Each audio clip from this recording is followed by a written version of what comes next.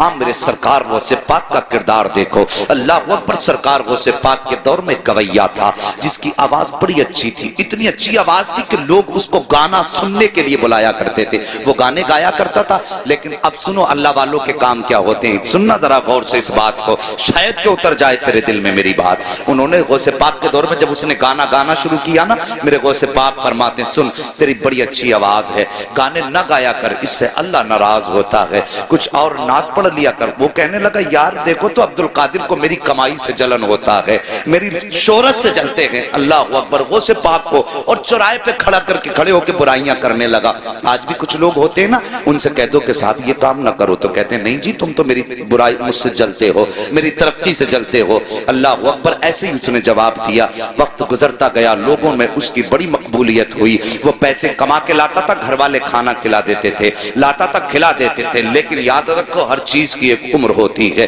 اور صاحب کبھی یہ سوچ کے گناہ نہ کیا کرو کہ بڑھاپا آئے گا تو توبہ کر لیں گے، ابھی تو جوانی ہے، ابھی تو دیکھا ہی کیا ہے، نہیں جی، عمر کے کسی بھی حصے میں موت آ سکتی ہے۔ قسمت والے ہوتے ہیں جنہیں بڑھاپا ہاتھ آ جاتا ہے۔ اب تو دیکھا کہ سفید بالوں والے بستر پہ لیٹے رہتے ہیں، اور جوان لوگوں کے جنازے گھروں سے ہم نے اٹھتے دیکھے ہیں۔ یار موت کی تیاری کر لو، موت کی تیاری کر لو، اللہ کے بندو موت کو دور نہ جانو، موت ہمارا پیچھا کر رہی ہے، ہم موت سے بھاگ رہے ہیں لیکن موت ہمارے پیچھے ہے، ایک دن آ کے ہمیں پکڑ لے گی۔ اور وہ پاک فرماتے ہیں سن تو توبہ کر لے۔ اس نے کہا نہیں تم جلتے ہو میری ترقی سے، وقت بدلا،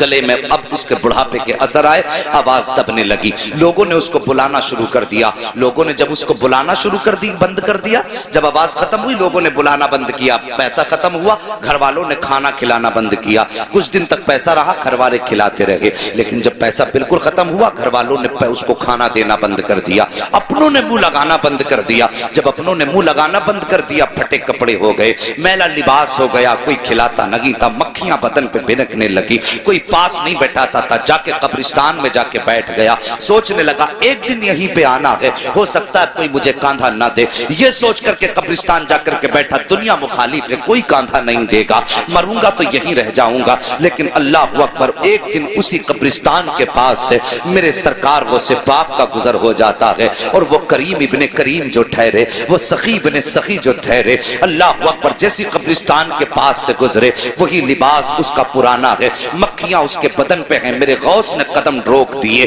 غور سے دیکھا، دیکھنے کے بعد پہچان گئے، یار یہ تو وہی گویا ہے جو چوراہے پہ کھڑے ہو کر میری مخالفت کیا کرتا تھا، جو چوراہے پر کھڑے ہو کر کے میری برائی کیا کرتا تھا۔ آپ گئے، اپنے شاگرد کو بلایا، بلانے کے بعد آپ نے کچھ پیسوں کی تھیلی دی اور اپنے شاگرد کے ہاتھ میں دے کر کے کہا جاؤ قبرستان چلے جاؤ، وہاں پر ایک غریب بیٹھا ہوا ہے، اس کو جا کر کے یہ پیسہ روپیہ جا کر کے دے دو۔ اللہ اکبر، جیسی وہ لے کر کے چلا، غوث پاک فرماتے ہیں نام مت بتانا کس نے دیا ہے ورنہ وہ شرمندہ ہو جائے گا۔ آج اپنی زندگی کا آپ جائزہ لیجئے، اگر زکوٰۃ بانٹتے ہیں تو کیمرے لگا کے بانٹا کرتے ہیں، خیرات تقسیم کرتے ہیں تو کیمرے لگا کے تقسیم کیا کرتے ہیں، یار ہم نے کوئی نیکی کی تو اللہ کو دکھانے کے لیے کی یا بندوں کو دکھانے کے لیے کی ہے؟ اگر دنیا کو دکھانے کے لیے کرتے ہو تو یہ نیکی تمہارے منہ پہ مار دی جائے گی، اگر اللہ کو دکھانے کے لیے کر رہے ہو تو پھر کسی کی پرواہ نہ کرو، کوئی دیکھے نہ دیکھے، بس یہ سوچا کرو کہ یا تو خدا دیکھے یا مدینے والا مصطفیٰ دیکھ لے،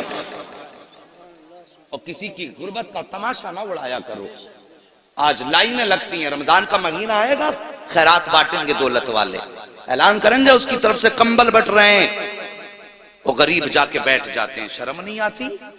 انتظار کراتے ہو، آگے بڑھو، وقت بہت کم ہے ساقب، میں کہتا ہوں کوئی بھی کام کرنا ہو اللہ کی رضا کے لیے کیا کرو، ہمیں مرنا ہے،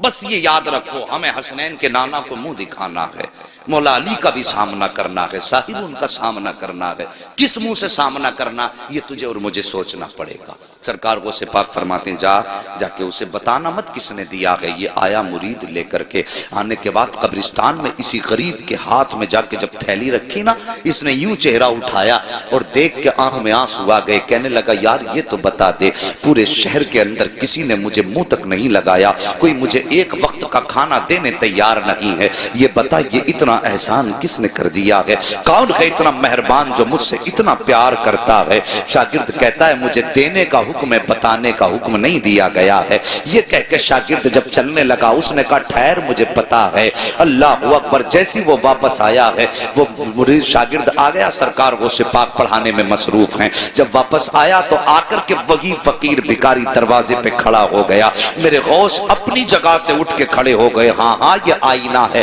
آج کے پیروں کے لیے جن کے پاس غریبوں سے ملنے کا ٹائم نہیں ہوتا ہے، ان پیروں کے لیے جو امیروں کے یہاں پہ صبح و شام گزارا کرتے ہیں، غریب دروازے پہ آئے تو اسے ٹائم دے کے ٹال دیا کرتے ہیں۔ تجھے جمعرات میں آنا، تجھے پیر میں آنا ہے، امیر آ جائے تو آئیے استقبال کیا جاتا ہے۔ یار شرم کرو، تم کتنے بھی بڑے پیر ہو جاؤ، غوث پاک سے بڑے پیر نہیں ہو سکتے ہو۔ اخلاق دیکھو میرے غوث پاک کا۔ جیسے یہ غریب دروازے پر آیا ہے، آ کر کے میرے غوث نے دیکھا کھڑا ہے، اٹھ کے اپنی جگہ سے کھڑے ہو گئے اور فرماتے بتا اب بھی کچھ کمی رہ گئی ہے؟ اتنا سندا تھا، آنکھوں میں آنسو آئے، ہچکی بھر کے رونا شروع کر دیتا ہے۔ میرے غوث اپنی جگہ سے چلے ہیں، چلنے کے بعد اس کے پاس جا کے کھڑے ہو گئے۔ وہ کہتا ہے کہ سرکار میں تو یہ سوچ رہا تھا ساری زندگی میں نے آپ کی مخالفت چوراہوں پر کی ہے، ساری زندگی میں نے چوراہوں پہ کھڑے ہو کے آپ کی برائی کی ہے۔ میں یہ سمجھتا تھا میرا دشمن اگر یہاں پہ کوئی سب سے بڑا ہے تو وہ آپ ہیں، لیکن میں سمجھ نہیں پایا تھا